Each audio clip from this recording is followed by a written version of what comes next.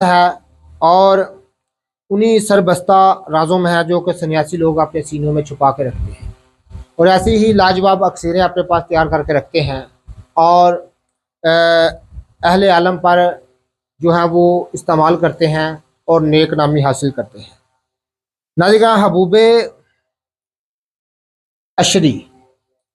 ख़ास एक नुस्खा जो कि बड़ा ही सहल है, बड़ा ही आसान है।